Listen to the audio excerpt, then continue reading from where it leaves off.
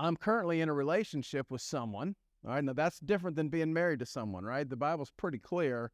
Like when we're married, all right? Unless, they've cheated on us and there's no hope of reconciliation, unless the unbeliever has abandoned us and there's no hope of reconciliation. This is not we're married. I'm in a relationship. I'm currently in a relationship with someone who doesn't have the same faith in Jesus. What do I do? Yes, sir. You want me to? I mean, my first reaction to this question is, for your own good, walk away. Really knowing what you know about Jesus and what you know with your relationship with him, why would you want to get involved with someone who doesn't have that same value? And if we're talking, someone young and you haven't had kids yet, that not only is that going to affect you, but it's going to affect your children.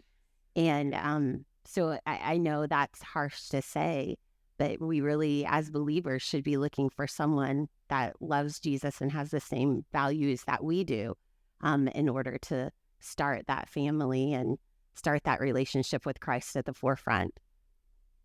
Yeah, I kind of like to use this phrase when you're dating or looking for a mate, or maybe not even looking at this time. I would say, run after Jesus as hard as you can. And if someone catches up to you, they might be someone to date, right? Because you're never, that's going to be a constant battle. It's just going to, you're going two different directions. You have two different thought patterns. One, you're trying to do what Jesus says. One, they're kind of still living they're selfish and all that stuff. We're all selfish without Jesus. Jesus is what changes that. And so, man, I know that's a tough situation, but it's not going to get better. Like overnight, it's not going to change no matter how long you're with them or how long it stays. It's always going to be a source of frustration. And Jesus said, I've come to give you life and give it to you more abundantly. You're never going to experience full, abundant life as long as you're tied to someone that's not going the same direction as you. And I know that's hard, but it affects your kids. It affects what you do as a family. It affects your relationship.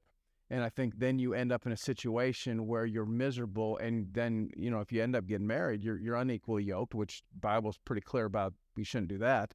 And so why start that? And And I think to make that distinction once again, the previous question that talked about unequally yoked, that's talking about, from that question, someone who has already gotten married. They've already made that decision.